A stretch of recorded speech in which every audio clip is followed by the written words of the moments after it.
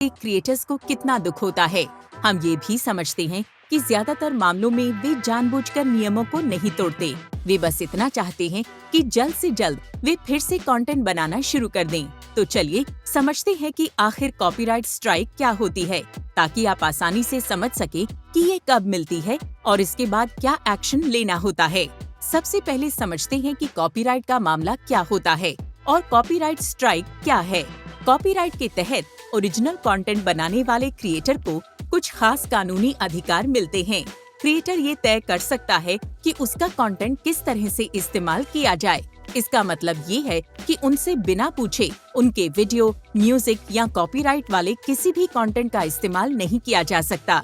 यहाँ तक कि इसके सारे अधिकार लेखक के पास हैं। हमारा मकसद नियमों का उल्लंघन करना नहीं है या फिर ये मेरा कंटेंट मेरा नहीं है जैसी लाइनें लिखकर भी क्रिएटर के कॉपीराइट वाले कंटेंट को इस्तेमाल करने की इजाजत नहीं मिलती है। YouTube की भी कानूनी तौर पर कुछ जिम्मेदारियां होती हैं। जब भी हमें कॉपीराइट के किसी मामले की बाकायदा जानकारी मिलती है तो हमें उस पर कार्रवाई करनी होती है। साथ ही हमें एक ऐसी पॉलिसी की भी जरूरत है जिसके तहत हम YouTube पर दूसरों के कॉपीराइट के अधिकारों का बार बार उल्लंघन करने वाले लोगों का अकाउंट बंद कर सकें।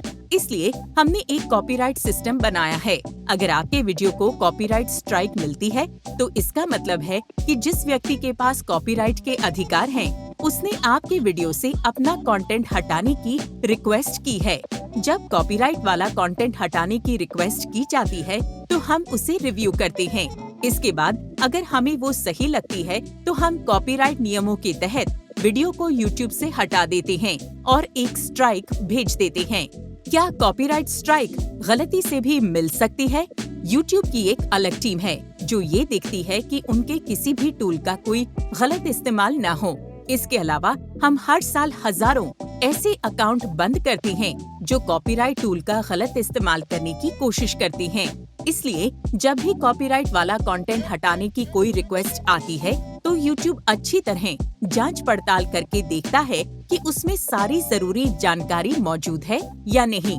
साथ ही ये भी चेक किया जाता है कि कहीं हमारे टूल का गलत इस्तेमाल तो नहीं किया जा रहा। हालांकि अगर आपको फिर भी लगता है कि आपके चैनल को मिली कॉपीराइट स्ट्राइक गलत है तो आपके पास अपनी बात रखने और कुछ एक्शन लेने का अधिकार है। चलिए जानते हैं कि कॉपीराइट स्ट्राइक मिलने पर आपके पास एक्शन लेने के लिए क्या ऑप्शन है। स्ट्राइक के एक्सपायर होने का इंतजार करें। अगर चैनल को पहली या दूसरी बार स्ट्राइक मिली है तो ये 90 दिन के बाद एक्सपायर हो जाती है। कुछ ऐसी भी स्ट्राइक हो सकती हैं जिन्हें एक्सपायर कराने के लिए आपको कॉपीराइट स्कूल के प्रोग्राम में शामिल होना पड़े। ये प्रोग्राम आपको सिर्फ एक बार पूरा करना होगा। इससे क्रिएटर को कॉपीराइट के नियम कानून जानने और YouTube में वे किस तरह लागू होते हैं ये समझने में मदद मिलती है। अगर आपको लगता है कि आपका वीडियो गलत कॉपीराइट स्ट्राइक की वजह से या फिर गलती से हटा दिया गया है तो आपके पास एक काउंटर नोटिफिकेशन सबमिट करने का भी ऑप्शन रहता है। इसके तहत YouTube से कानूनी तौर पर रिक्वेस्ट की जा सकती है और वो कॉपीराइट स्ट्राइक की वजह से हटाए गए वीडियो की एक बार फिर से जांच करें। ध्यान रखें, आपने इस रिक्वेस्ट में जो भी वजह बताई है जिसकी वजह से आपको लगता है कि आपका वीडियो हटाया जाना गलत है, वो एकदम सही हो। YouTube ना ही किसी कंटेंट की ओनरशिप लेता है और न ही किसी क्रिएटर की ओर से मामले में दखल देता है। काउंटर नोटिफिकेशन सबमिट करते समय आपको इन बातों का ध्यान रखना होगा। हर बात का रिकॉर्ड रखें। मामले को लेकर जो भी बातचीत हुई हो, जितने भी नोटिस हों या फिर हर वो चीज जो आपके केस को मजबूत बनाए, उसका रिकॉर्ड अपने पास रखें। कानूनों के सही इस्तेमाल की समझ। मामले से जुड़े सभी कानूनों और दिशा निर्देशों को पढ़कर ये समझने की कोशिश करें कि क्या उनमें से कोई भी आपके केस में काम आ सकता है। एक और ऑप्शन ये है कि आप स्ट्राइक की रिक्वेस्ट भेजने वाले व्यक्ति या कंपनी से कांटेक्ट करके देखें। हो सकता है कि उन्हें कोई गलतफहमी हो गई हो या फिर वे खुद ही स्ट्राइक हटाने के बारे में सोच रहे हों। इस बात का ध्यान रखें कि YouTube स्टूडियो में जाकर कभी भी कॉपीराइट स्ट्राइक के बारे में पूरी जानकारी देखी जा सकती है। इसके लिए YouTube स्टूडियो में जाएं, फिर कंटेंट पर जाकर कॉपीराइट वाला फिल्टर लगाएं और रिस्ट्रिक्ट कॉलम में देखें कि आपको किस बारे में स्ट्राइक मिली है।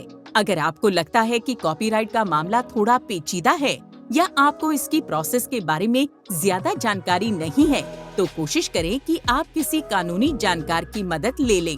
अगर आपको लगता है कि स्ट्राइक भेजने वाले व्यक्ति या कंपनी के सामने आपकी निजी जानकारी का खुलासा हो सकता है, तो इस मामले में भी कानूनी जानकार की मदद लेना सही फैसला साबित हो सकता है।